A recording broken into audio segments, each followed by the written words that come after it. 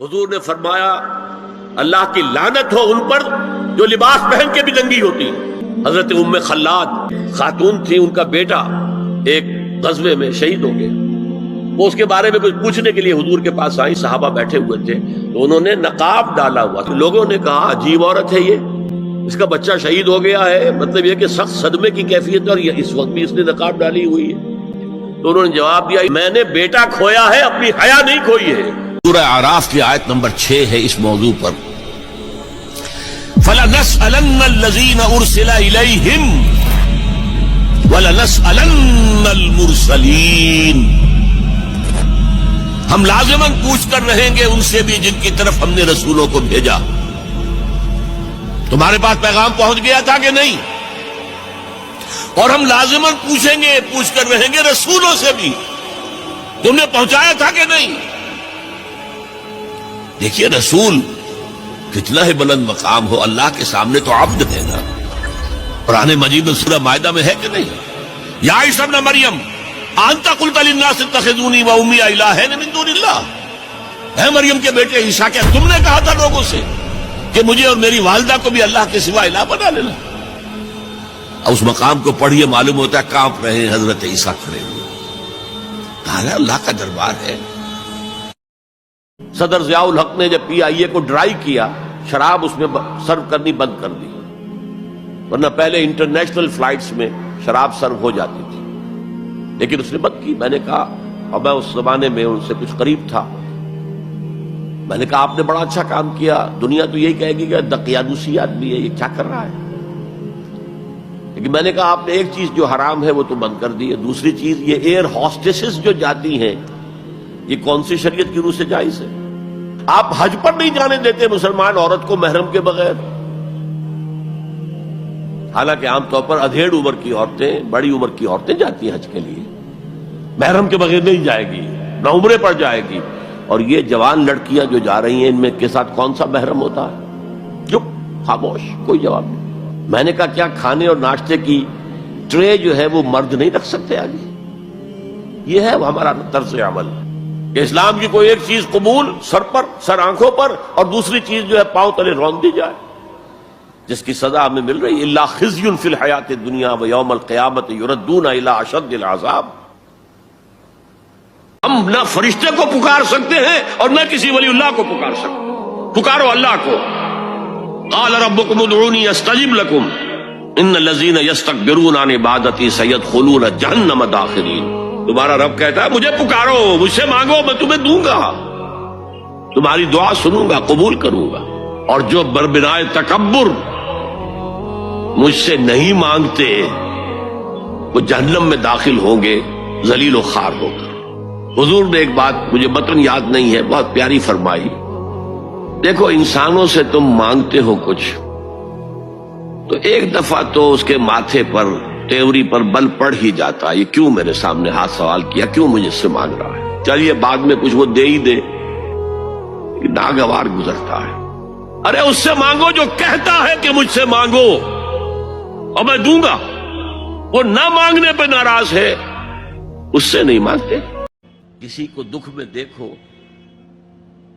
اور اس پوزیشن میں ہو کہ تم اس کا کوئی مداوع کر سکو اور نہ کرو، پھر تم چاہے مفسر ہو، محدث ہو، نیک نہیں ہو۔ تم عابد ہو سکتے ہو، زاہد ہو سکتے ہو، تم مفسر ہو سکتے ہو، محدث، نیک نہیں ہو سکتے۔ آخرت کا معاملہ ایمان پر ہے، اسلام پر نہیں ہے۔ وہ شخص مسلمانوں کا بہت بڑا قائد ہو، بہت بڑا لیڈر ہو، وہ مسلمانوں کے اندر شیخ الاسلام بنا ہوا ہو، لیکن ہو سکتا ہے آخرت میں زیرو ہو۔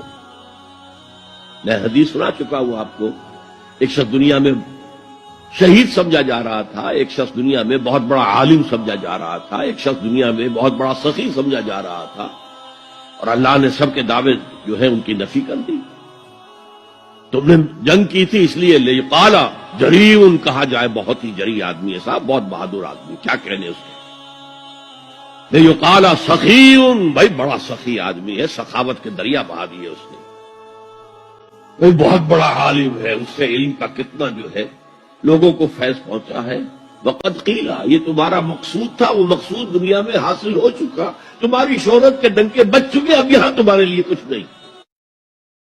حضور فرماتے ہیں کہ جس طرح کان لگا کر اللہ قرآن کو سنتا ہے کسی چیز کو نہیں سنتا.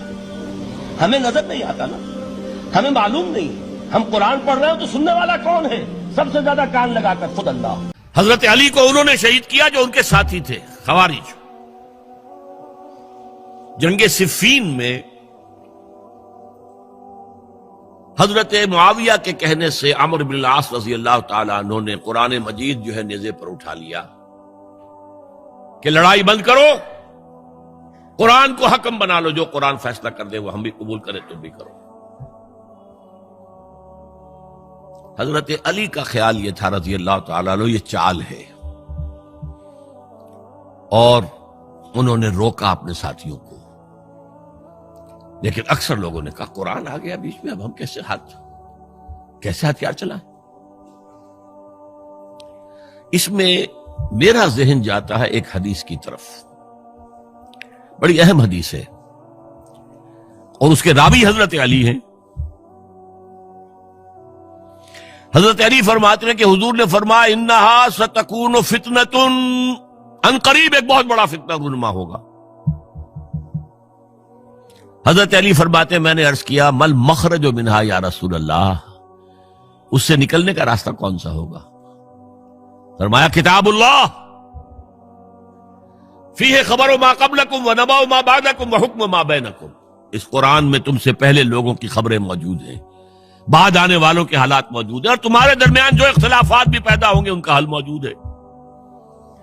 تو اب کیسے نہ مانتے ہیں مسلمان, قرآن کو حکم بنایا جا رہا. بہرحال اس کے نتیجے میں جو بھی ہوا ہے یہ اب تاریخ کا معاملہ ہے, میں اس کی تفصیل میں نہیں جانا چاہتا, مسئلہ حل نہیں ہو سکا.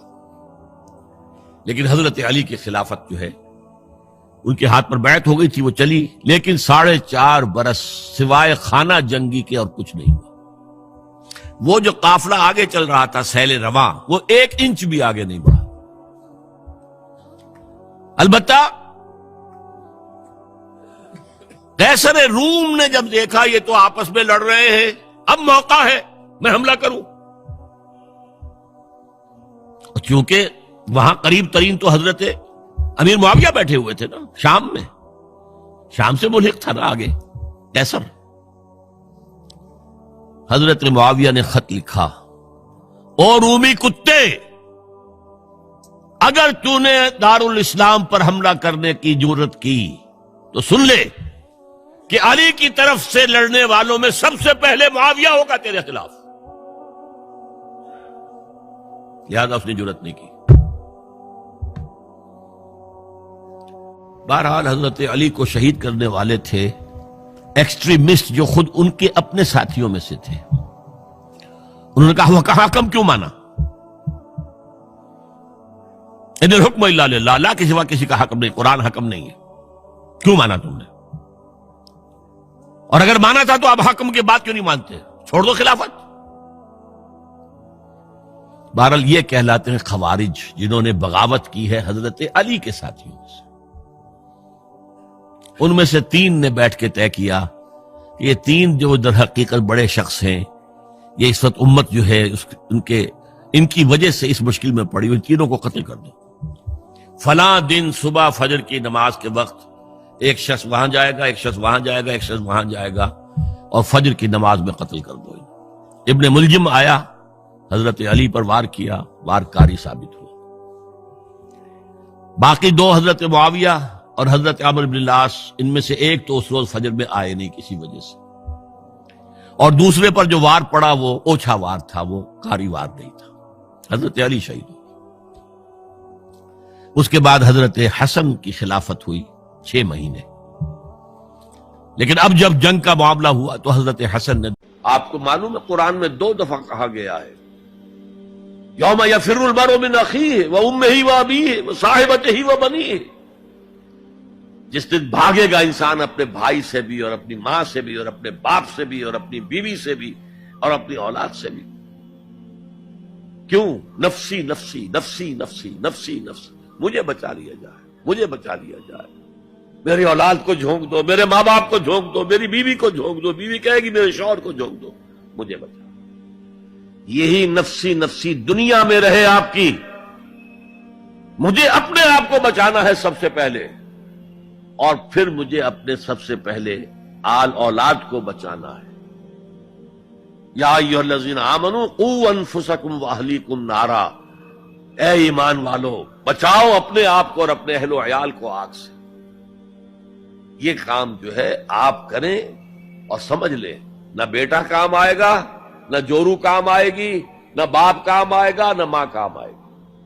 تمہارا اپنا عمل، اگر تم اس راستے پر چلے، اپنی ہمت کے مطابق چلتے رہے، تو اللہ تعالیٰ کے عفو و درگزر کے مستحق ہوگے، اور وہی اصل کامیابی ہے۔ ذالک ھو تمہارے پاس ایک روٹی تھی، تم نے آدھی دے دی کسی مانگنے والے کو، تمہارا حصہ ہو گیا، بہت بڑا حصہ ہو گیا۔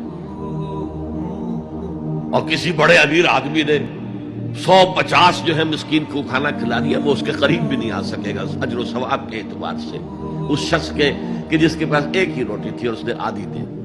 یہ اگر کسی ایسی زمین پر بارش برسے جو اوپر سے بہت سخت ہے تو پانی بہہ جائے گا، زمین میں جذب نہیں ہوگا تو کوئی روئیدگی پیدا نہیں ہوگی۔ اگر دل سخت ہے تو قرآن مجید ان پر کوئی اثر نہیں کرے گا۔ اس کے لیے سب سے پہلے موعظہ کی ضرورت ہے، وعظ کی ضرورت ہے، نصیحت کی ضرورت ہے، تاکہ دل نرم پڑ جائے۔ انسانی دل جب سخت ہوتے ہیں تو ان کی سختی چٹانوں سے زیادہ ہوتی ہے۔ سورہ بقرہ میں فرمایا ثم قست قلوبکم فہی کالحجارۃ او اشد قسوہ، یہودیوں سے خطاب ہے۔ ثم قست قلوبکم من بعد ذلک فہی کالحجارۃ او اشد قسوہ، اے بنی اسرائیل تمہارے اس طرز عمل کے نتیجے میں تمہارے دل سخت ہو گئے، اور اب وہ پتھروں سے زیادہ سخت ہے۔ لہذا سب سے پہلے ضرورت کیا ہے؟ دل کی زمین کو نرم کیا جائے، اس میں حل چلایا جائے۔ اگر دل پریشان ہے، یہ میرا نقصان کر دے گا، یہ مجھے تکلیف پہنچا دے گا، یہ میرا یہ کر دے گا، وہ میرا وہ کر دے گا، اس سے میری یہ بات بن جائے گی، وہ مجھے یہ فائدہ پہنچا سکتا ہے، پھر لیکن کہتا ہے دعویٰ یہ ہے کہ اللہ پر ایمان ہے میرا، تو یہ در حقیقت یہ دونوں چیزیں ایک دوسرے کی بالکل متضاد ہیں۔ توکل، توقع صرف اللہ کے ساتھ۔ سب سے بڑی منافق قوم پاکستان میں بستی ہے،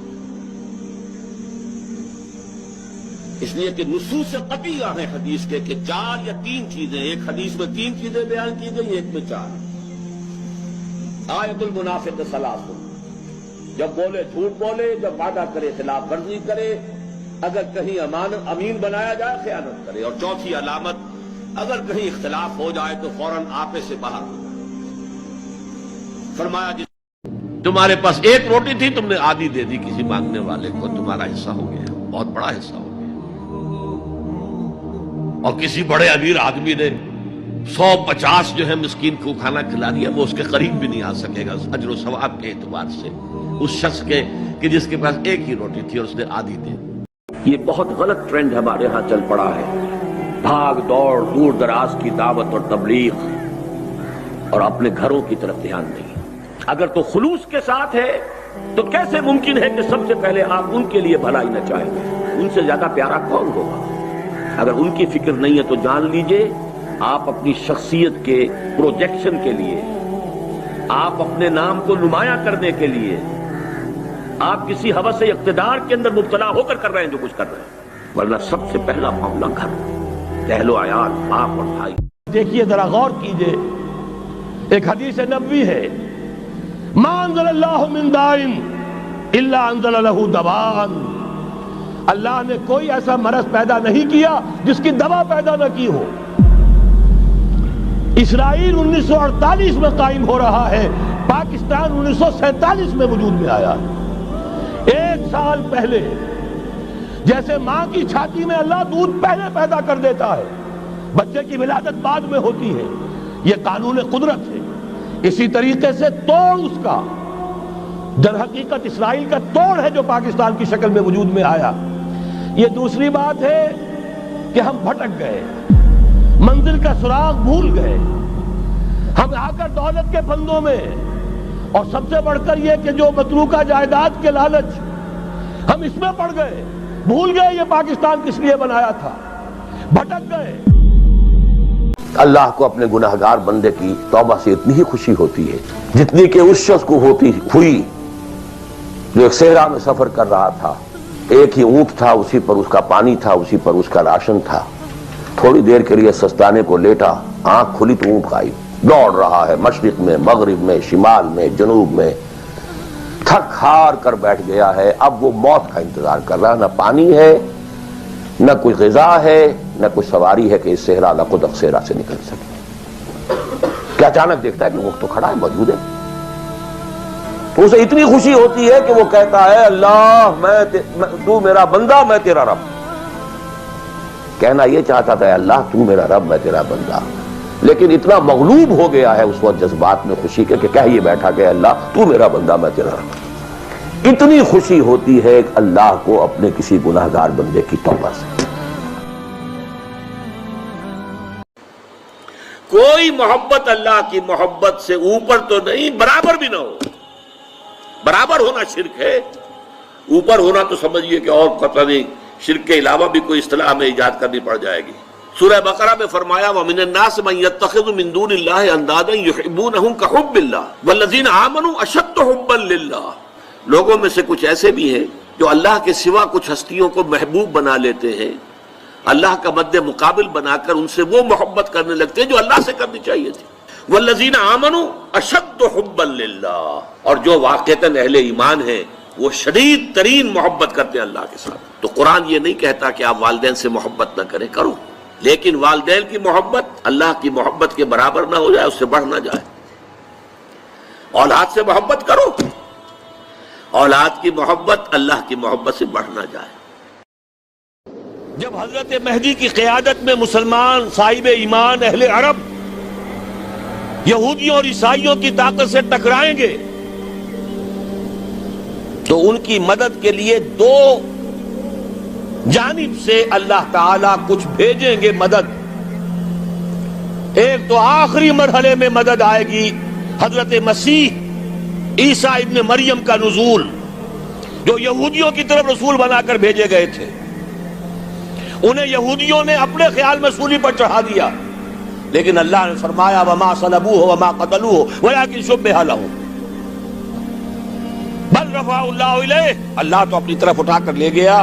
اور احادیث صحیحہ جو کہ ہمارے ہاں متواترہ کے درجے میں ہیں، وہ احادیث جو صحیحین کی ہیں، ان سے ثابت ہے کہ حضرت عیسیٰ ابن مریم دوبارہ زمین پر آئیں گے۔ اور یہودیوں کا سب سے بڑا سرغنہ جو خود مسیح ہونے ہی کا دعویٰ کر رہا ہوگا، مسیح الدجال، اسے حضرت مسیح قتل کرے گے۔ لیکن ایک دوسری حدیث سے معلوم ہوتا ہے کہ مشرق سے فوجیں آئیں گی حضرت مہدی کی مدد کے لیے۔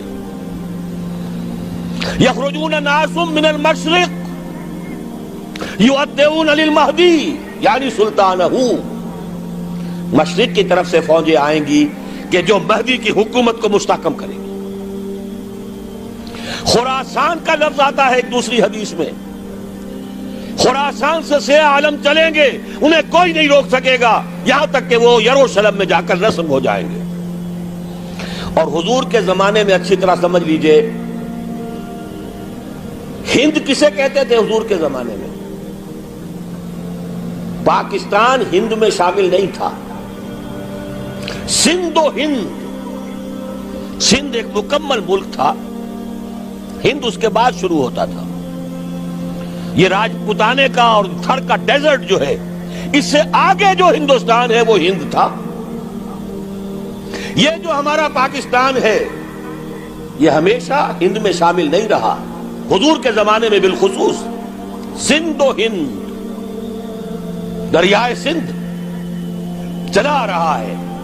یہ ساری ٹریبیوٹریز جو پنجاب کے اندر اس کی ہیں، یہ سب ایک علیحدہ ملک ہے جو اس زمانے میں سندھ کہلاتا تھا۔ اور نمبر 2 یاد کیجئے، اس زمانے میں خراسان ایک علاقہ تھا جس میں موجودہ افغانستان کا 2/3، تھوڑا سا حصہ ایران کا، اور جہاں تک میں تحقیق کر سکا ہوں آج تک پاکستان کا بھی علاقہ، خاص طور پر مالاکنڈ ڈویژن جو اس خراسان میں شامل ہے۔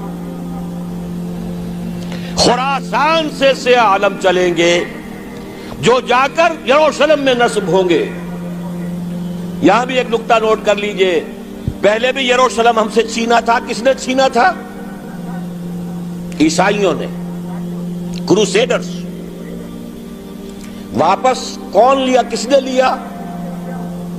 عربوں میں دم نہیں تھا، عرب عیاشیوں کی وجہ سے کھوکھلے ہو چکے تھے. واپس لینے والا صلاح الدین ایوبی، کرد خون. اب دوبارہ یروشلم لیا جا چکا. چھینا کن سے گیا؟ عربوں سے. عرب واپس لے سکتے ہیں؟ کوئی اندیشہ اگر ہو سکتا تھا عراق کے بارے میں کہ شاید اس کے ایٹمک دانت نکل آئے، جو سازش کی گئی، جس طرح اس احمق اور پاگل صدام حسین کو دام میں پھنسایا گیا. صدام 100 جال، دام کہتے ہیں جال کو، 100 اس میں جو پھنسا ہے تو اگلا پچھلا کھایا پیا سب اگلوا لیا. اور ہے ہی کون؟ اس کے پاس ایٹمک ہتھیاروں کا ذخیرہ موجود ہے، اور کسی کے وہ ایٹمک دانت بھی نکلنے نہیں دے رہے. پاکستان کے اوپر کتنا دباؤ، اور ہمیں نہیں پتا کتنا کچھ دباؤ قبول کیا جا چکا. یہ تو سبھی مانتے ہیں.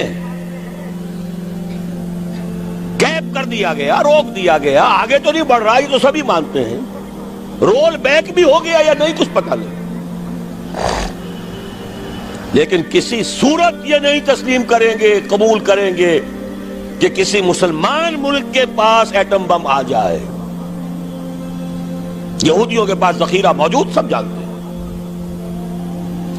بہرحال یہ جان لیجئے، اس علاقے سے امید ہوتی ہے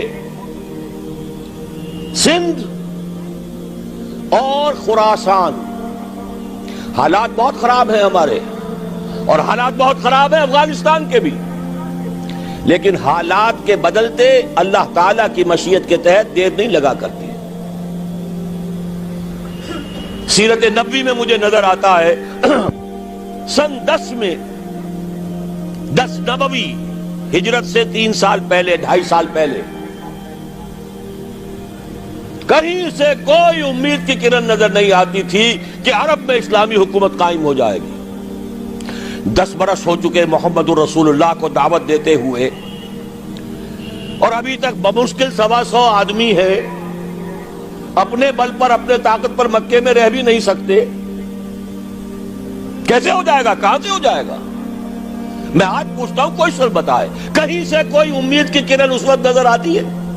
اس ماحول میں لے جائیے. اگلے 3 سال میں کیا ہو گیا؟ پہلے سال 6، اگلے سال 12، اس سے اگلے سال 72، اور بیعت عقبہ ثانیہ، ہجرت، اور وہاں سے اب حضور کی طرف سے انیشیٹ شروع ہو گیا، انیشیٹو. تو ہم نہیں کہہ سکتے. اللہ تعالیٰ کی قدرت، اللہ کی مشیت. یہ یقین ہے کہ دنیا کے خاتمے سے پہلے نظام خلافت قائم ہوگا، اور تمام دنیا میں ہوگا. ظاہر ہے کہیں پہلے کسی ایک جگہ سے ہوگا، جیسے حضور کے زمانے میں ہوا. اگر بیک وقت پوری دنیا میں ہو سکتا تو حضور کے دست مبارک سے ہوتا.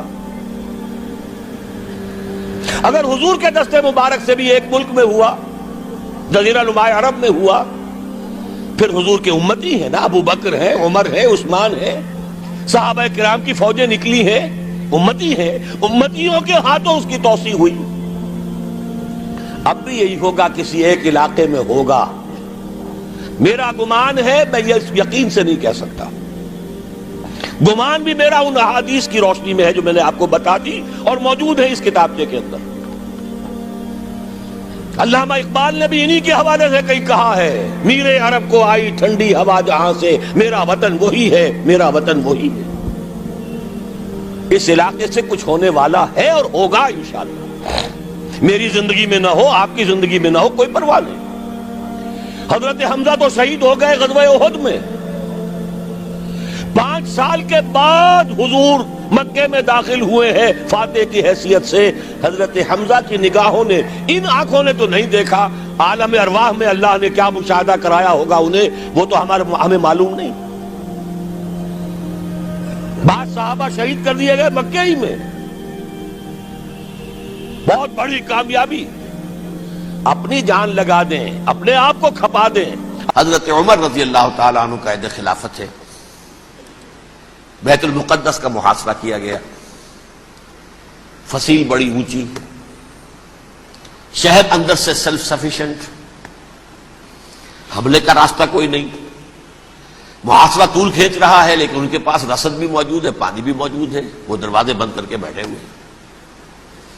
بالآخر اللہ تعالیٰ کی مشیت کا ظہور کیسے ہوا؟ ان کے کچھ علماء آئے فصیل پر، کہا دیکھو مسلمانوں، تم قیامت تک بھی یہاں پڑے رہو گے محاصرہ کر کے ہمارا، یہ شہر فتح نہیں ہوگا۔ ہاں ایک درویش بادشاہ کے ہاتھوں یہ شہر فتح ہونا ہے، لیکن تمہارے اندر ہمیں وہ نظر نہیں آ رہا۔ ابو عبیدہ بن الجراح رضی اللہ تعالی عنہ امین هذه الامہ، ان کا فوراً ذہن گیا وہ درویش بادشاہ مدینے میں بیٹھا ہوا ہے عمر رضی اللہ تعالی۔ اب ایک اور عمر بھی ہے جو قندھار میں بیٹھا ہے، نقشہ وہی ہے، سادگی کی حد تک نقشہ وہی، بالکل وہی، اپنی آنکھوں سے دیکھا ہے وہی سادگی۔ عمر اول عمر ثانی تھے عمر بن عبد العزیز۔ اب ایک اللہ کے فضل سے اللہ تعالیٰ ایدہ اللہ بنصرتہ، اللہ تعالیٰ ان کی نصرت فرمائے، دشمنوں کو ان کے مقابلے میں نیست و نابود کرے۔ انہوں نے ریکویسٹ بھیج دی کہ حضور تشریف لائیے، یہ شہر فتح ہو جائے گا۔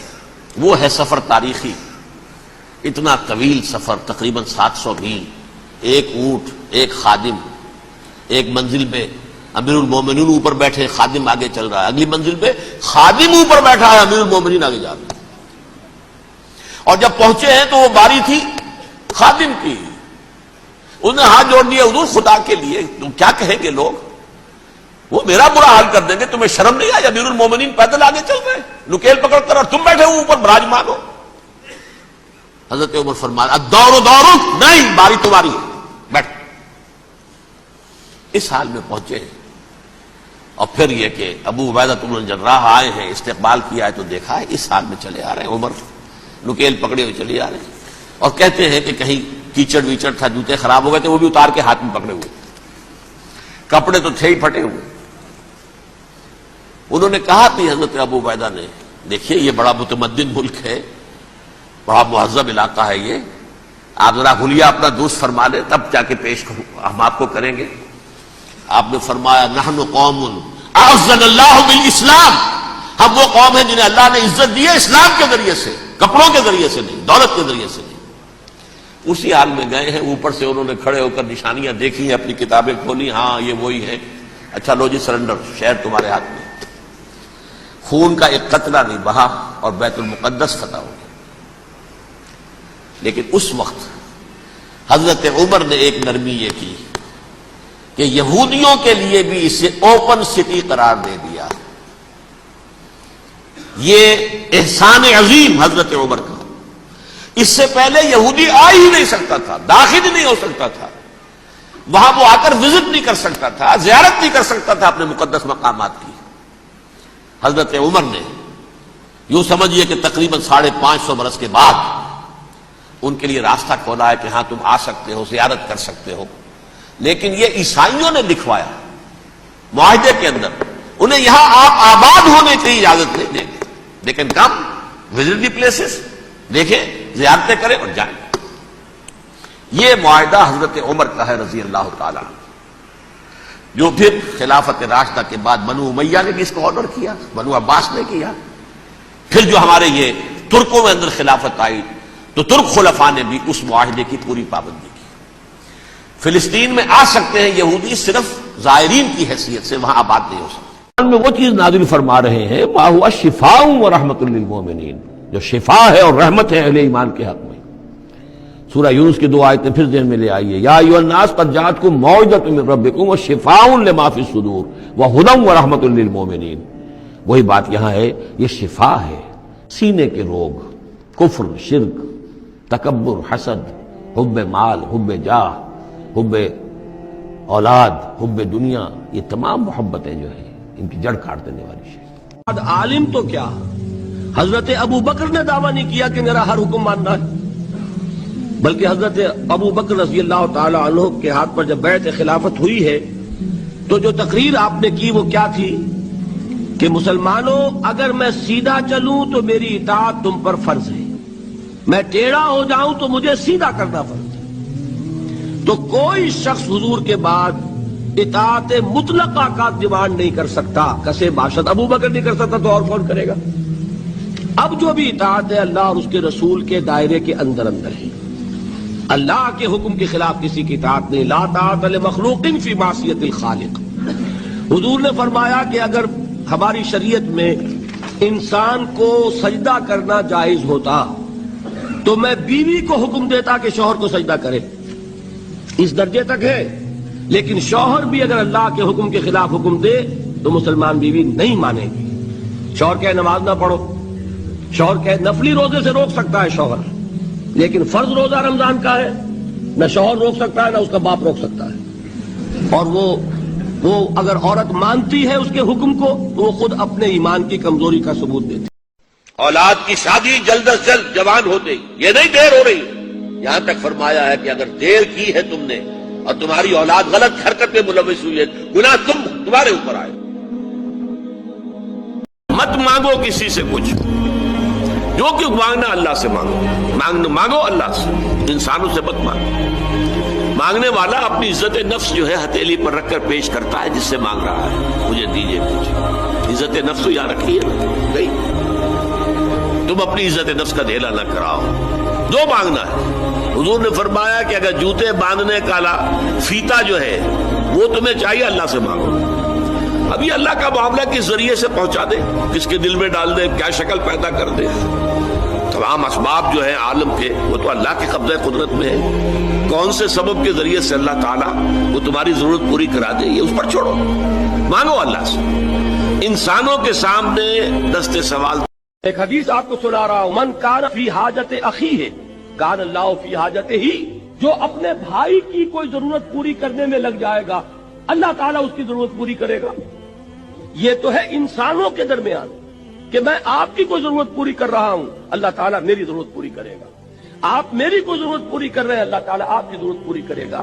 حالانکہ ہم نے اللہ کے لیے نہیں کیا، اپنے بھائی کی ضرورت پوری کر رہے ہیں۔ اگر کوئی شخص اللہ کے دین کے لیے اپنے آپ کو لگا دے تو کیا اللہ تعالیٰ اس کی ضرورتیں پوری نہیں کرے گا؟ لیکن ضرورت ہے توکل کی، ضرورت ہے یقین کی، ضرورت ہے اعتماد کی، اللہ پر وثوق ہو۔ اچھا یہ بھی جان لیجئے یہ وثوق پیدا کب ہوتا ہے؟ اگر آپ اپنے دل میں جھانکیں گے اور یہ محسوس کریں گے کہ آپ کا تعلق اللہ کے ساتھ مخلصانہ ہے تو یقین کا ہوگا آپ کو کہ اللہ میرا ساتھ کبھی نہیں چھوڑے گا۔ لیکن اگر آپ جھانکیں اپنے دل میں اور دل آپ کو الٹا جواب دے کہ تم دھوکے باز ہو، تم فراڈ کر رہے ہو، تم نے سارا دینداری کا لبادہ جو ہے لوگوں کو دکھانے کے لیے پہنا ہوا ہے، تمہاری اصل حقیقت کچھ اور ہے، تو آپ کو کبھی یقین نہیں ہو سکتا کہ اللہ آپ کی امداد کرے گا۔ خلوص کو پیدا کرتا ہے۔ اگر اللہ کے ساتھ خلوص ہے تو اللہ کا بھی تمہارے ساتھ خلوص ہوگا۔ اگر تم دل گواہی دے کہ تم نے اللہ کے ساتھ اخلاص کا معاملہ کیا ہے تو دل کو یہ یقین ہوگا کہ اللہ تعالیٰ بھی تمہارا ساتھ کبھی نہیں چھوڑے۔ کوئی شریف انسان بھی ایسے انسان کو کبھی نہیں چھوڑتا جس کا اس کے ساتھ ایک مخلصانہ تعلق ہو۔ اگر بیت المقدس کی جگہ ہیکل سلیمانی ہی بن جائے تو کیا ایسا ممکن نہیں کہ مسلمان اور یہودی دونوں وہاں عبادت کر سکیں، کیونکہ وہ یہودیوں کے لیے ہم سے زیادہ محترم ہے اور وہ اہل کتاب ہے۔ سوال تو یہ ہے نا کہ اب پہلے گرانا پڑے گا، ایک مسجد کا گرانا، اس کا شہید کیا جانا بہت بڑا گناہ ہے، بہت بڑا گناہ ہے۔ اور یہ مسجد جو ہے ہمارے ہاں تیسرے درجے کی پھر مسجد یہ ہے، مسجد الحرام مکہ مکرمہ والی بیت اللہ کا، مسجد نبوی نمبر 2 اور پھر نمبر 3 جو ہے یہ القدس ہے، مسجد اقصیٰ ہے۔ اس کا گرانا بہت بڑا جرم ہے۔ عابد افضال صاحب، آپ کے علم میں کوئی ایسی حدیث ہے کہ جس میں صراحتاً مسجد اقصیٰ کے نعوذ باللہ ڈھائے جانے کا ذکر ہو؟ نیز اگر آپ کے علم میں ایسی کوئی حدیث نہیں تو اس مسئلے کے متعلق آپ کی کیا پیشن گوئی ہے کہ اس کا کیا نتیجہ نکلے گا؟ حدیث تو میرے علم میں نہیں ہے، لیکن یہ کہ اندازہ یہ ہوتا ہے کہ یہ ہوگا، اور اس کے نتیجے میں بہت بڑی جنگ ہوگی، بہت بڑی جنگ ہوگی، بہت بڑی بھٹی دہک اٹھے گی مڈل ایسٹ میں، جس کے لیے اور بھی مختلف اعتبارات سے تیاریاں ہو رہی ہیں، کیونکہ یہ یہودیت عیسائیت ان دونوں میں بھی ذکر ہے ایک بہت بڑی جنگ کا۔ عیسائیت میں تو جو بائبل جو ہے نیو ٹیسٹمنٹ ہے، اس کا آخری باب جو ہے ریویلیشنز، یوحنا کے مکاشفات، اس میں اس کا نام ہے آرمگڈون۔ آرمگڈون ایک بہت بڑی جنگ ہے، چنانچہ اگر آپ ڈکشنری میں جا کر دیکھیں گے آرمگڈون کے معنی تو لکھے پائیں گے آپ، a very big war which will be fought between the forces of evil and good before the end of this world. اس دنیا کے خاتمے سے قبل خیر اور شر کی طاقتوں کے مابین ایک بہت بڑی جنگ ہوگی قیامت سے قبل۔ تو یہ ہے، اور وہ الملحمۃ العظمیٰ یا الملحمۃ الکبریٰ حدیث میں کہا گیا ہے۔ تو اس کے لیے میں تو سمجھتا ہوں کہ وہ بالکل گویا کہ بھٹی جو ہے وہ تیار ہے اب دہکنے کے لیے۔ جس شخص نے کسی مومن کی عیب پوشی، ایک عیب ہے آپ کی نظر میں آ گیا ہے، تجسس تو آپ نے نہیں کرنا، خود تو تلاش نہیں کرنا، خود جو ہے اس کے لیے آپ ٹوہ میں لگے رہے، نہیں یہ تو آ گیا، وہ میں نے آپ کو آیت سنا دی، بولا تجسس۔ اب ایک چیزیں آئی گئی ہے آپ کے سامنے، پردہ ڈالو، یہ نہیں کہ اس کا ڈنڈورا پیٹ دو، اس کا جو ہے لوگوں کے اندر چرچا کر دو۔ اللہ تعالیٰ کو یہ پسند نہیں ہے ان تشیع الفاحشہ، کوئی شے جو ہے وہ شائع ہو جائے، پھیل جائے۔ اگر کوئی چیز ایسی ہے اسے رکھو اپنے پاس، آگے بیان نہ کرو، آگے مت بڑھاؤ اس کو۔ وَمَن سَتَرَ مُسْلِمًا سَتَرَهُ اللَّهُ فِي الدُّنْيَا وَالْآخِرَةِ، جو کسی مسلمان کی سطر پوشی کرے گا، عیب پوشی کرے گا، اللہ تعالیٰ اس کے عیوب پر پردہ ڈالے گا آخرت کے اندر، دنیا میں بھی آخرت میں۔ حدیث میں آتا ہے کہ اگر تم نماز پڑھ رہے ہو اور تم یہ دیکھو کہ کوئی شخص تمہیں دیکھ رہا ہے، تم سجدہ لمبا کر دو تو یہ شرک ہے۔ پہلے تمہارا سجدہ فرض کیجئے 10 سیکنڈ کا تھا، جب تم نے دیکھا کہ کوئی تمہیں دیکھ رہا ہے تو اب اس کے اوپر اپنے تقوی، اپنے تدین، اپنی نیکی کا روب جھاڑنے کے لیے اب آپ نے 5 سیکنڈ کا اضافہ کر دیا، 15 سیکنڈ کا سجدہ کیا۔ یہ 5 سیکنڈ کس کو سجدہ کیا آپ نے؟ یہ اللہ کے لیے نہیں ہے، یہ اس شخص کو دکھانے کے لیے، یہ شرک خفی ہے۔ جسے ہم نعمتیں سمجھتے ہیں ان میں سے کوئی شے نعمت نہیں ہے جب تک کہ نعمت ہدایت ساتھ نہ ہو۔ صحت نعمت نہیں ہے اگر ہدایت نہ ہو، دولت نعمت نہیں ہے اگر ہدایت نہ ہو، اولاد نعمت نہیں ہے اگر ہدایت نہ ہو۔ ہدایت ہے وہ شے، اس کے ساتھ جڑ کر جو چیز آئے وہ نعمت ہے، اس کے بغیر کوئی نعمت نہیں۔ تو عظیم ترین نعمت قرآن ہے، خیر اعظم قرآن ہے۔ هو اللہ احد اللہ الصمد لم یلد ولم یولد ولم یکن له کفوا احد۔ کہہ دو، اعلان کر دو اے محمد صلی اللہ علیہ وسلم، اللہ اکیلا ہے، احد، اللہ ایک نہیں، ایک تو واحد سے کا ترجمہ ہوگا، اللہ واحد، احد، اکیلا، تنہا، کوئی اس کا ساجی نہیں ہے۔ اللہ الصمد، صمد اس کو کہتے ہیں کہ جس کا کوئی سہارا لیا جائے، جس کے سہارے سے کوئی چیز قائم ہے۔ اللہ قائم بالذات ہے، اپنی ذات سے قائم ہے، پوری کائنات اس نے تھامی ہوئی ہے، وہ چلا رہا ہے۔ لم یلد ولم یولد، نہ اس نے کسی کو جنا نہ وہ جنا گیا، نہ کوئی اس کے ماں باپ ہے اور نہ کوئی اس کی جورو ہے، نہ اس کی کوئی اولاد ہے۔ ولم یکن، تم لازماً پیروی کرو گے ان کے طور طریقوں کی کہ جو تم سے پہلے تھے، حتیٰ کہ اگر وہ گوہ کے بل میں گھسے تھے تم بھی گھسو گے، اور اگر ان میں سے کوئی شقی ایسا اٹھا تھا کہ اس نے اپنی ماں سے زنا کیا تو تم میں بھی کوئی بدبخت ضرور ایسا اٹھے گا جو اپنی والدہ سے زنا کرے گا۔ کہ حضور صلی اللہ علیہ وسلم نے فرمایا میری امت پر بھی وہ تمام حالات وارد ہو کر رہیں گے جو بنی اسرائیل پر آئے، بالکل ایسے ہی جیسے کہ ایک جوڑے کی 2 جوتیاں ایک دوسرے کے مشابہ ہوتی۔ اس حدیث نے ایک دم میرے لیے امت مسلمہ کے ماضی حال اور مستقبل کو سمجھنا ممکن بنا دیا، اور اس سمندر کو کوزے میں بند کرنے کا امکان مجھے نظر آیا کہ نبی اکرم صلی اللہ علیہ وسلم نے 2 اعتبارات سے مشابہت کا ذکر کیا ہے۔ موجودہ امت مسلمہ یعنی ہم امت محمد صلی اللہ علیہ وسلم، اور سابقہ امت مسلمہ یعنی بنی اسرائیل۔ آپ میں سے بہت سے حضرات کے لیے تو بنی اسرائیل کے لیے یہ اصطلاح ہی بہت عجیب سی محسوس ہو رہی ہوگی، سابقہ امت مسلمہ۔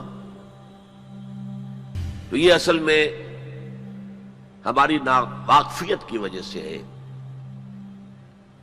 ورنہ جیسے کہ غالب نے کہا تھا کہ ریختہ کے ایک تم ہی استاذ نہیں ہو غالب، سنتے ہیں اگلے زمانے میں کوئی میر بھی تھا۔ تو ایسے ہم ہی واحد امت مسلمہ نہیں ہیں، ہم سے پہلے بھی ایک عظیم امت رہی ہے بنی اسرائیل۔ وہ حضرت موسیٰ کے امتی تھے، ہم حضرت محمد کے امتی ہیں صلی اللہ علیہ وسلم علیہ الصلوۃ والسلام۔ انہیں تورات دی گئی تھی، ہمیں قرآن دیا گیا ہے، اور قرآن مجید میں بار بار آتا ہے کہ اہل ایمان جس طرح قرآن پر ایمان رکھتے ہیں ایسے ہی تورات اور انجیل پر بھی ایمان رکھتے ہیں، یعنی اس بات پر ایمان کہ وہ اللہ کی کتابیں تھیں اگرچہ ان میں تحریف ہو گئی۔ پھر ذہن میں رکھیے اس امت میں 3 کتابیں نازل ہوئی ہیں، تورات، زبور اور انجیل۔ اس کے علاوہ بہت سے نبیوں کے صحیفے، اولڈ ٹیسٹمنٹ جو ہے عہد نامہ قدیم، کتنے انبیاء کے صحیفے اس میں شامل ہیں۔ یہ بھی نوٹ کیجئے کہ یہ وہ امت ہے جس کے لیے قرآن میں 4 مرتبہ آیا ہے کہ ہم نے انہیں تمام جہان والوں پر فضیلت دی تھی۔ 2 مرتبہ تو صرف سورہ بقرہ میں میں نے ہی انہی الفاظ میں آیت وارد ہوئی ہے، 6 رکوع کے شروع میں اور 15ویں رکوع کے شروع میں، یا بنی اسرائیل اذکروا نعمتی التی انعمت علیکم وانی فضلتکم علی العالمین، اے بنی اسرائیل یاد کرو میرے انعام و اکرام و احسان کو جو میں نے تم پر کیا، اور میں نے تمہیں تمام جہان والوں پر فضیلت دی۔ پھر جب سے یہ ایک امت کی شکل میں آئے، اس سے پہلے وہ ایک قوم تھے بنی اسرائیل، 12 قبیلے جو حضرت یعقوب علیہ السلام کے 12 بیٹوں سے چلے، قوم تھے وہ، امت نہیں تھے۔ امت تب بنے ہیں جب حضرت موسیٰ علیہ السلام کو تورات دی گئی۔ اس وقت سے لے کر 1400 برس ایسے گزرے ہیں اس امت میں کہ کوئی ایک لمحہ بھی نہیں تھا کہ کوئی نبی موجود نہ ہو۔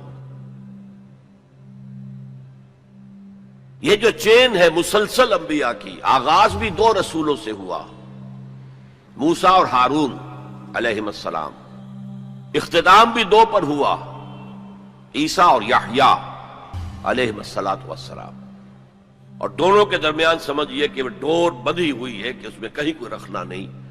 بخاری شریف میں روایت ہے حضور کی صلی اللہ علیہ وسلم، کانت بنو اسرائیل تسوسہم الانبیاء کلما ہلک نبی خلفہ نبی، بنی اسرائیل کی سیاست، ان کے انتظامی معاملات انبیاء کے ہاتھ میں ہوتے تھے، جیسے ہی کوئی نبی فوت ہوتا تھا کوئی اور نبی اس کا خلیفہ بن جاتا تھا،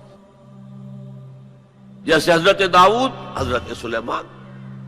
یہ 2 مثالیں تو ہر انسان کو معلوم ہیں۔ بہرحال اس امت اور موجودہ امت مسلمہ امت محمد صلی اللہ علیہ وسلم میں مشابہتیں 2 اعتبارات سے بیان کی گئی۔ ایک اس اعتبار سے مسلمانوں تم میں بھی وہ ساری گمراہیاں پیدا ہوں گی جو سابقہ امت میں پیدا ہوئی۔ لَتَتَّبِعُنَّ سُنَنَ مَنْ كَانَ قَبْلَكُمْ، تم لازماً پیروی کرو گے ان کے طور طریقوں کی کہ جو تم سے پہلے تھے، حتیٰ کہ اگر وہ گوہ کے بل میں گھسے تھے تم بھی گھسو گے، اور اگر ان میں سے کوئی شقی ایسا اٹھا تھا کہ اس نے اپنی ماں سے زنا کیا تو تم میں بھی کوئی بدبخت ضرور ایسا اٹھے گا جو اپنی والدہ سے زنا کرے گا۔ تو یہ تو ہے گمراہیوں کا معاملہ، امت کے اندر پیدا ہونے والی اعتقادی اور عملی گمراہیاں۔ چنانچہ اس کے ضمن میں جو 10 رکوعوں پر مشتمل فرد جرم عائد کی گئی ہے بنی اسرائیل پر سورہ بقرہ میں، 5वें रुकू से शुरू होती है बात और 15वें रुकू के आगाज तक चलती है। उसमें दर हकीकत हम अपनी मौजूदा कैफियत का उस आईने में मुशाहदा कर सकते हैं। वो सारी एतकादी और अमली गुमराहियां हमारे अंदर पैदा हुई। हम तो बख्शे बख्शाए हैं, सयुगफरो लना, हम तो अल्लाह के महबूब और चहीते हैं, हमें तो आग जहन्नम की छुएगी नहीं, छुएगी तो गिनती के चंद दिन। फिर दीन के अंदर तफरीक, कुछ आकाम मानने कुछ ना मानने, जिसका मैं हवाला इससे पहले दे चुका हूं। अफतुमिनूना बिबाज़िल किताबि व तकफुरूना बिबाज़। फिर यह कि दीन के जाहिर के ऊपर ही अपनी सारी तवज्जो जो है मरकूज कर देना, बातनी उसकी हकीकत और बातनी रूह से सरफ नजर कर लेना, जाहिरी चीजों में बाल की खाल उतारना और छोटी छोटी चीजों पर कुफ्र के फतवे लगा देना। जैसे कि हजरत मसीह ने कहा था कि तुम मच्छर छानते रह जाते हो और समूचे ऊंट निकल जाते हो। रफा यदैन पर तो हो रहा है, मन दीगरम तू दीगरी, तुम और हो मैं और हूं, और सूदी कारोबार मैं भी कर रहा हूं वो भी कर रहा है, कोई परवाह नहीं। तो एक पहलू तो ये है, और वो भी हमारे लिए बहुत तवज्जो तलब है कि उन आयात को पढ़ते हुए हम अपना जायजा लेते रहें कि असल में इन आयात में सूरह बकरा के 10 रुकुओं में अल्लाह ताला ने पेश की एक आईना हमारे सामने रख दिया कि इस एतबार से तुम्हारे अंदर भी गुमराहियां पैदा होकर रहे। ईमान के अंदर गैरत और हमीयत दीनी की आग भर देती है। मेरा रब और उसकी बात पामाल, मेरा अल्लाह और उसके दीन की धज्जियां बिखेरी जा रही हूं। हजरत अबू बकर ने क्या फरमाया था, अयुबद्दलुद्दीन आना हई, मेरे होते हुए अभी मैं जिंदा हूं और दीन में कोई तगय्युर और तबद्दुल आ जाएगा। अगर ये नहीं है तो बेगैरती, हमीयत नाम था जिसका गई तैमूर। अपने आप को बड़ा ना समझने लगो, ये होता है। अगर अल्लाह ने मुझे कोई तौफीक दे दी है किसी बुराई से बचने की, और मैं किसी और अपने भाई को देखता हूं उस बुराई में मुलव्विस, तो एक एहसास होता है मैं ऊंचा हूं ये नीचा है। ये नहीं होना चाहिए। ये पैदा हुआ आपकी दावत की तासीर खत्म हो जाए। बुराई से नफरत करें, बुरे से नफरत न करें। बनी इसराइल पर जब फाके का वक्त आया तो अल्लाह ताला ने मन्नो सलवा उतार दिया, याद है ना। जब प्यास लगी, एक ज़र्ब जो है हजरत मूसा की आसा की, उससे 12 चश्मे फूट गए। हर कबीले ने अपना चश्मा जो है मुअय्यन कर लिया। लेकिन हुजूर को और आपके घर वालों को शदीद तरीन फाके आए, मन्नो सलवा नाजिल नहीं हुआ। क्या हुआ कहें? नहीं। किसी चट्टान से 12 चश्मे बहे? नहीं। क्या जब तबूक के लिए जा रहे थे शदीद गर्मी में, तो क्या अब्र का साहिबान किया अल्लाह ने? नहीं। क्यों नहीं किया? क्या मूसा उनके साथी ज्यादा महबूब थे हुजूर से? सोचिए, नहीं। महबूब रब्बिल आलमीन मोहम्मद हैं सल्लल्लाहु अलैहि वसल्लम, अल्लाह के हबीब हैं। लेकिन क्योंकि ये काम उम्मत ने एक मर्तबा और करना है, और उस वक्त उम्मत के अंदर कोई नबी नहीं होगा, रसूल नहीं होगा, और मौजूदा होता है सिर्फ नबी और रसूल के लिए।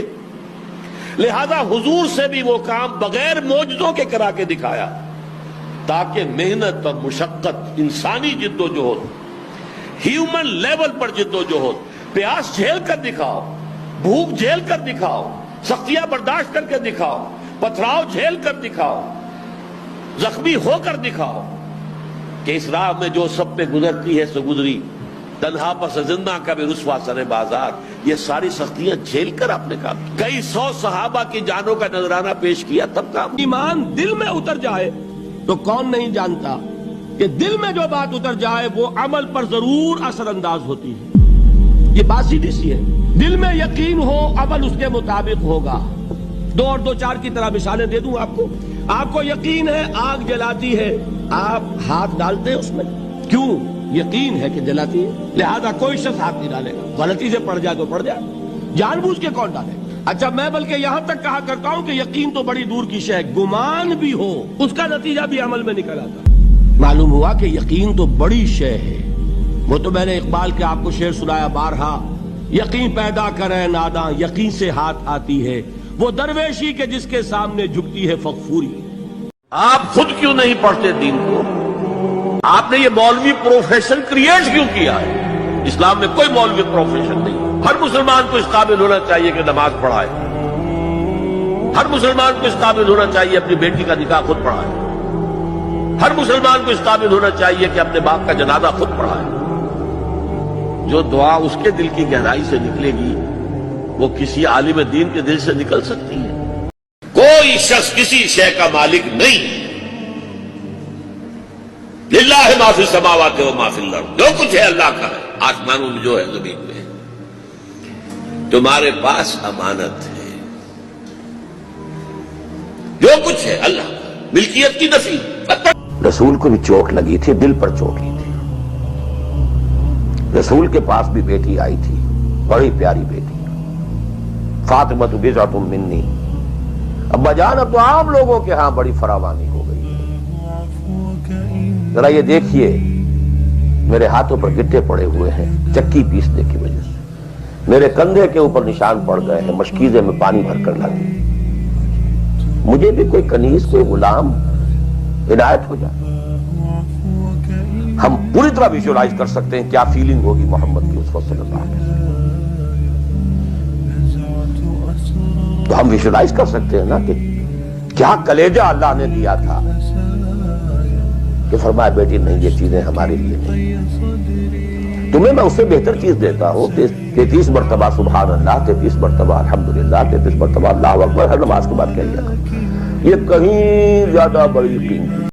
حدیث میں یہاں تک الفاظات میں حضور نے تلقین کیا ہے نوجوان صحابہ کو، اے میرے بچے یقین کر، اگر تمام انسان تل جائیں تمہیں کوئی نقصان پہنچانے پر نہیں پہنچا سکتے مگر وہی کچھ جو اللہ نے لکھ دیا ہو.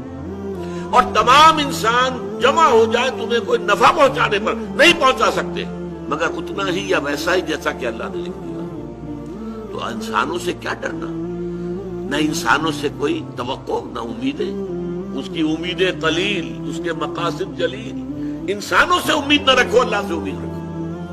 ساری توقع اس سے رکھو، سارا بھروسہ اس پر رکھو، کسی اور پر توکل نہ ہو. یہ ہے در حقیقت مرتبہ ولایت، مقام ولایت.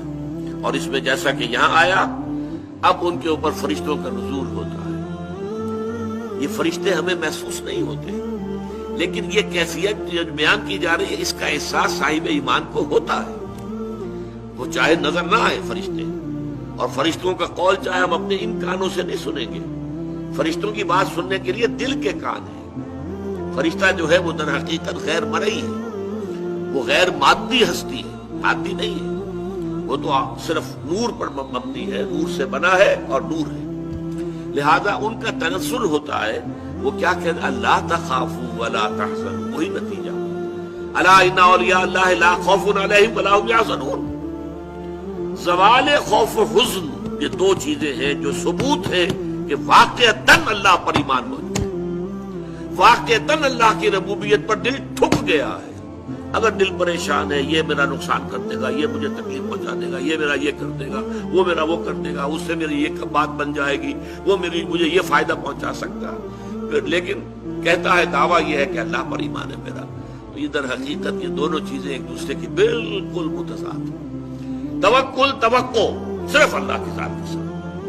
اللہ تخافوا ولا تحزنوا، نہ خوف کھاؤ نہ حزن سے دو چار. وابشروا بالجنۃ التي كنتم توعدون، اور بشارتیں حاصل کرو، خوشیاں مناؤ اس جنت کی کہ جن کا تم سے وعدہ کیا جاتا تھا، اہل ایمان سے وعدے کیے گئے ہیں. وَلَكُمْ فِيهَا نَحْنُ أَوْلِيَاؤُكُمْ فِي الْحَيَاةِ الدُّنْيَا وَفِي الْآخِرَةِ. ہم تمہارے ساتھی ہیں، مددگار ہیں، پشت پناہ ہیں، حمایتی ہیں، دنیا کی زندگی میں بھی آخرت میں بھی. یہ نوٹ کر لیجئے، یہ دنیا کی زندگی میں ایک چوسر کی جنگ ہے، جیسے چوسر کی سڑک ہوتی تھی. حق و باطل کی جنگ جاری ہے. حق و باطل کی ایک جنگ ہمارے اندر ہے. ایک طرف ہمارا نفس امارہ ہے جو برائی کی طرف ہمیں دھکیلتا ہے، ایک طرف ہمارے اندر روح ربانی ہے وَنَفَخْتُ فِيهِ مِن رُوحِي، وہ ہمیں خیر کی طرف، بھلائی کی طرف، بلندی کی طرف کھینچتی ہے. ایک کشاکش جو ہے ہمارے اندر ہے. کچھ کشاکش باہر چل رہی ہے. ہمارے اس نفس کو تقویت دینے کے لیے، اسے مشتعل کرنے کے لیے یہ شیاطین جن موجود ہیں۔ الذی یوسوس فی صدور الناس من الجنۃ والناس، حضور نے فرمایا کہ جب قلب غافل ہوتا ہے اللہ کی یاد سے تو شیطان اپنی تھوتنی لگا دیتا ہے دل کے ساتھ اور پھونکے مارتا ہے اس کے اندر، مشتعل کرتا ہے۔ جو حیوانی جذبات ہیں، جو انسان کے سفلی جذبات ہیں، اڈ اور لبیڈو کے جو تقاضے ہیں، انہیں مشتعل کرتا ہے، ایکسائٹ کرتا ہے، تاکہ وہ مشتعل ہو کر اور وہ انسان کے جو ہے اس وقت ہوش اور حواس کے اوپر غالب آ جائے۔ اس کے مقابلے میں فرشتے ہیں غیر مرئی، فرشتے جو ہیں وہ ہمیں روحانی طور پر تقویت پہنچاتے ہیں۔ ہمارے اندر کا جو خیر ہے، جیسے کہ ہمارے اندر کا شر، نفسانیت، اس کو تقویت پہنچانے والے شیاطین جن باہر موجود ہیں جو نظر نہیں آتے، اسی طریقے سے ہمارے اندر کا خیر، روحانیت، اس روحانیت کو تقویت پہنچانے والے ملائکہ ہیں جو خارج میں موجود، وہ بھی نظر نہیں آتے، یہ بھی غیر مرئی، وہ بھی غیر مرئی۔ مرئی لوگوں کے اندر بھی جو انسان ہے، خیر کی طرف بلانے والے بھی ہیں، شر کی طرف بلانے والے بھی ہیں۔ آپ کا دوست یہ بھی کہے گا چھوڑو میاں کیا کس چکر میں پڑ گئے حلال حرام کے، دیکھو فائدہ ہوتا ہے اس کام کے اندر، جس کام میں فائدہ ہو وہ کرو، اللہ اللہ کر سکتا۔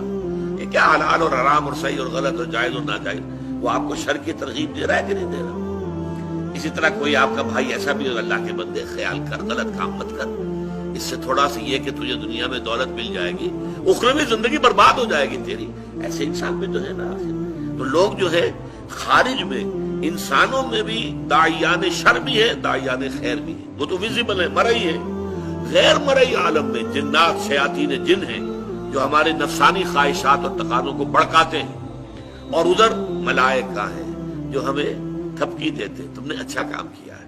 اچھا کام کر کے جب مسرت ہوتی ہے، حضور نے فرمایا اذا سرت کا حسنتک وساءت کا سیئتک فانت مومن۔ دیکھو اگر تمہیں کوئی اچھا کام کر کے خوشی محسوس ہو اندر، اور برا کام کر کے تو دل کے اندر کوفت محسوس ہو، یہ میں کیا کر بیٹھا، یہ مجھے نہیں کرنا چاہیے تھا، فانت مومن، تو یہ ایمان کی علامت ہے۔ اذا ساءت کا سیئتک وسرت کا حسنتک فانت مومن، بھلائی کر کے خوشی ہو، کوئی برائی ہو جائے تو افسوس ہو، رنج ہو، تو یہ گویا کہ ایمان کی علامت ہے۔ تو فرشتے تھپکی بھی دیتے ہیں، حوصلہ بڑھاتے ہیں۔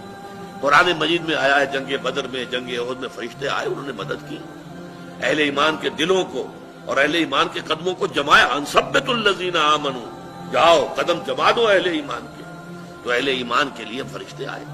تو یہ فرشتوں کا نزول ہوتا ہے ان اولیاء اللہ، اللہ کے ساتھیوں کے بارے میں۔ اب یہ اولیاء اللہ سے آپ یہ نہ سمجھ لیجئے کہ وہ کوئی علیحدہ قسم کی نوع ہے یا کوئی علیحدہ جنس، انسانوں ہی میں ہوتے ہیں نا۔ تمام صحابہ اولیاء اللہ تھے، سب کے سب اولیاء اللہ کا جو اعلیٰ ترین معیار ہے، کوئی ولی اللہ غیر صحابی ادنا سے ادنا صحابی کے پائے کو بھی نہیں پہنچ سکتا۔ یہ اچھی طرح نوٹ کر دیجیے، یہ ہمارا اہل سنت والجماعت کا پختہ عقیدہ ہے۔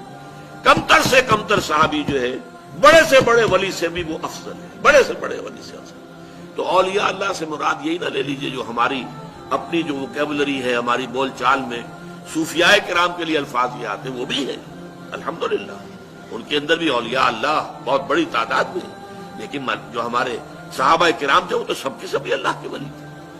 ان کے لیے آتا ہے نحن اولیاؤکم فی الحیات الدنیا وفی الآخرہ، ہم تمہارے ولی ہیں، مددگار ہیں، پشت پناہ ہیں، جمے رہو، قدم تمہارے ڈگمگانے نہیں چاہیے۔ اور آخرت میں بھی، جنت میں تو ظاہر بات ہے کہ دوستی انہی سے ہوگی، وہی آئیں گے۔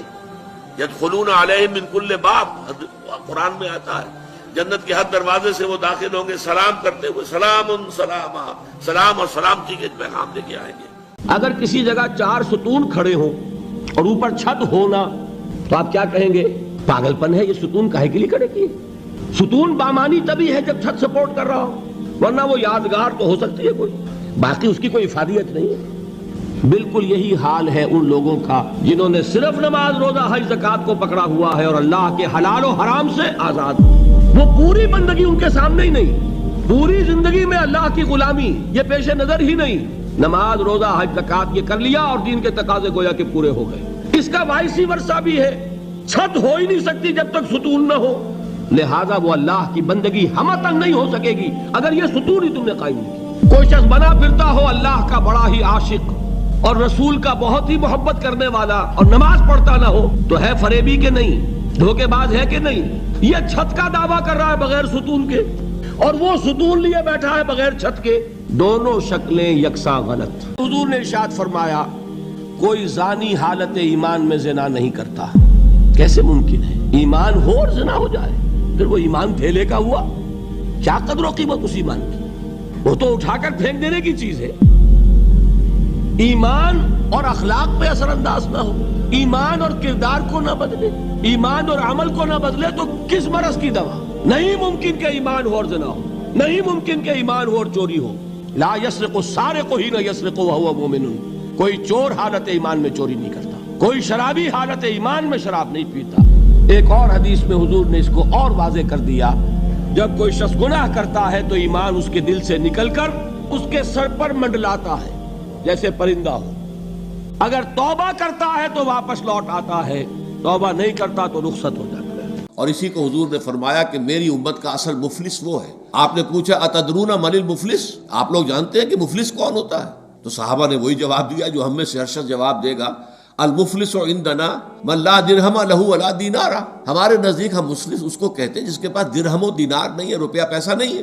حضور نے فرمایا نہیں، میری امت کا مفلس وہ ہوگا جو قیامت کے دن حاضر ہوگا، بہت سی نمازوں کی وہ پنڈ لے کر آئے گا، وہ گٹھڑی لے کر آئے گا، گٹھڑا لے کر آئے گا، اور روزوں کا اور اس کا اور حجوں کا اور عمروں کا، لیکن وقد شتم ھذا واکل مال ھذا، اس نے مال کھایا تھا فلاں کا حرام طریقے سے، فلاں کو گالی دیتی تھی، فلاں پر تہمت لگائی تھی، حقوق العباد کے اندر جو ہے اس کی عزت پر حملہ کیا تھا، وہ سارے مدعی جمع ہو جائیں گے۔ اللہ تعالیٰ کسی سے کہے گا بھائی تم اس کی نمازیں لے جاؤ، کسی سے کہے گا اس کے روزے لے جاؤ، اچھا تم لو حج لے جاؤ، اس کے عمرے لے جاؤ، اس کے بعد بھی مدعی باقی ہوں گے تو اب مدعیوں کے گناہ اس کے پلڑے میں ڈالے جائیں گے، اور پھر وہ دوسروں کے گناہوں کے بوجھ تلے دب کر کا اگر علاج ہے، جیسے آپ نے سنا تھا بچپن میں کہانیاں، دیو کی جان ایک طوطے کی گردن میں ہے، طوطے کی گردن مروڑ دو گے دیو مر جائے گا۔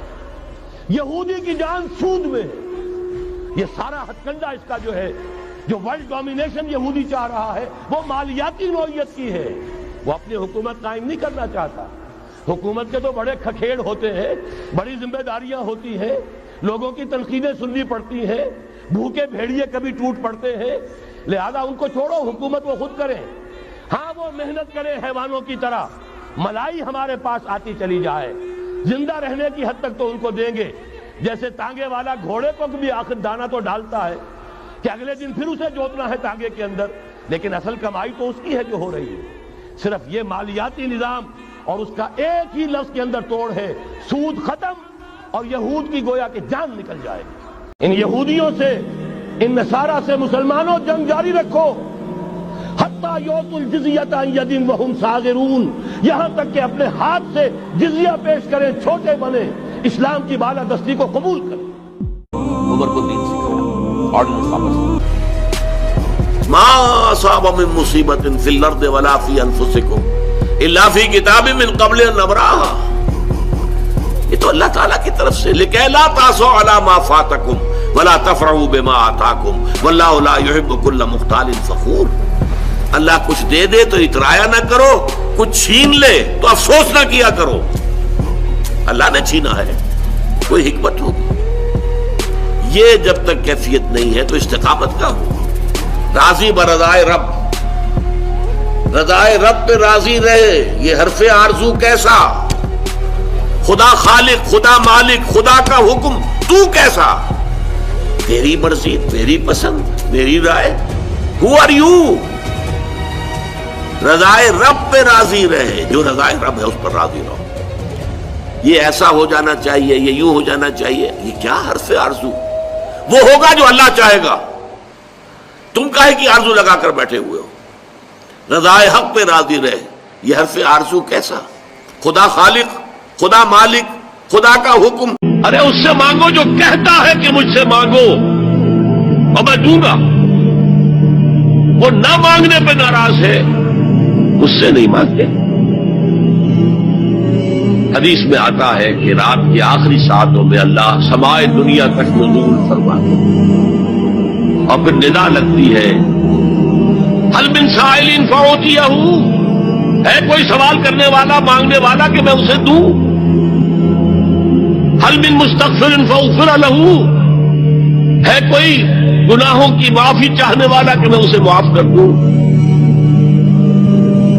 ہم انٹا غفیل سو رہے ہیں، ہم تو مائل بکرم ہے، کوئی سائل ہی نہیں، راہ دکھلائیں کسے، رہنم منزل ہی نہیں۔ یہ محمد کے ماننے والے یہ ہیں، یہ ہے امتی محمد کے، جو اپنے پاؤں پہ کھڑے نہیں ہو سکتے، جو اپنے معاملات مینیج نہیں کر سکتے۔ یہ اور کہاں ہے وہ دین؟ کوئی ایک ہی دنیا میں دکھا سکتے ہو کہ یہ ہے دین؟ آؤ سی ود یور اون آئیز، دس از دین الحق۔ ہمارے تو انفرادی معاملات بھی بہت پست ہیں، ہمارے تو معاملات آپس کے غلط ہیں، ہم تو جھوٹ اور دھوکہ اور فریب اور ملاوٹ اور خیانت اور غبن، اس میں تو ہم بہت ہائی مارکس جو ہیں سیکور کر رہے ہیں۔ حضور نے فرمایا من یحرم الرفق فقد حرم الخیر کلہ، جو شخص دل کی نرمی سے محروم ہو گیا وہ کل کے کل خیر سے محروم ہو گیا۔ کسی کو دکھ میں دیکھو اور اس پوزیشن میں ہو کہ تم اس کا کوئی مداوع کر سکو اور نہ کرو، پھر تم چاہے مفسر ہو، محدث ہو، نیک نہیں ہو۔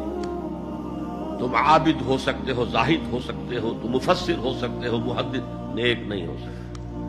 مدد مانگوں گا اللہ سے، دعا کروں گا اللہ سے، استغاثہ کروں گا اللہ سے، تکلیف کے لیے دعائی دوں گا اللہ کی۔ اب اللہ جس سے چاہے کروا دے، کسی روح کو بھیج دے، کسی فرشتے کو بھیج دے، مجھے کیا ہے، مجھے آم کھانے ہیں، پیڑ نہیں گننے۔ فلاں روح نے آگے کام کر دیا، کرے بھائی، میرا کام بننا چاہیے۔ اور فرشتہ آ گیا، اس نے کام بنا دیا، وہ کرے، مجھے کیا غرض ہے اس سے، میرا کام بننا چاہیے۔ میرا مسئلہ یہ ہے کہ مجھے پکارنا ہے صرف۔ تم میں سے جو شخص بھی کسی بدی کو دیکھے اس کا فرض ہے کہ طاقت سے، ہاتھ سے اس کو روکے، بدلے۔ اگر اس کی استطاعت نہ رکھتا ہو تو زبان تو استعمال کرے، گونگا شیطان تو نہ بن جائے، کہے تو صحیح اللہ کے بندے باز آ جاؤ، اے اللہ کے بندو اللہ کے غضب کو دعوت مت دو، کہو تو صحیح۔ اور اگر زبانوں پہ بھی تالے پڑ گئے ہوں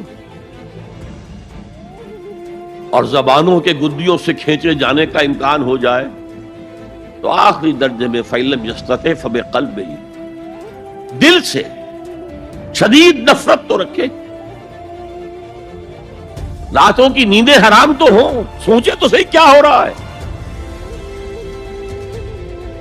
وقتی طور پر کوئی خطا ہو جائے، جذبات کی رو میں آپ بہہ گئے، غلطی ہو گئی۔ جذبات کا معاملہ یہ ہوتا ہے، طوفان کی طرح جذبات چڑھے، اس وقت آپ سے غلطی ہو گئی، فوراً اتر جائے گا طوفان اور آپ پچھتائیں گے کہ میں کیا کر بیٹھا۔ فوراً رجوع کریں گے، فوراً توبہ کریں گے۔ ایسے شخص کی توبہ کو قبول کرنا اللہ نے اپنے ذمے قرار دیا۔ انما التوبۃ علی اللہ للذین یعملون السوء بجہالۃ ثم یتوبون من قریب۔ اللہ تعالیٰ کے ذمے ہے اپنے ایسے بندے کی توبہ قبول کرنا جو کہیں جہالت میں، نادانی میں، جذبات کی رو میں بہ کر غلط کام کر بیٹھتا ہے لیکن فوراً ہی توبہ کرتا ہے۔ اللہ کی مدد کرو گے تو اللہ تمہاری مدد کرے گا۔ تمہاری دوستیاں ہو، پینگے بڑھا رہے ہو اللہ کے دشمنوں کے ساتھ، ساز باز ہو اللہ کے دشمنوں کے ساتھ، اور کھڑے ہو جاؤ قنوت نازلہ میں اللہ سے مدد مانگنے کے لیے، تم سے بڑا بے وقوف کون ہوگا؟ پہلے اللہ کی طرف رخ تو کرو، اللہ سے اپنا معاملہ درست کرو۔ ہاں اس میں کوئی یہ شرط نہیں ہے کہ پہلے ولی کامل اس وقت توبہ کرو خلوص نیت سے اور سارے پردے ہٹ جائیں، لیکن خلوص نیت کے ساتھ توبہ۔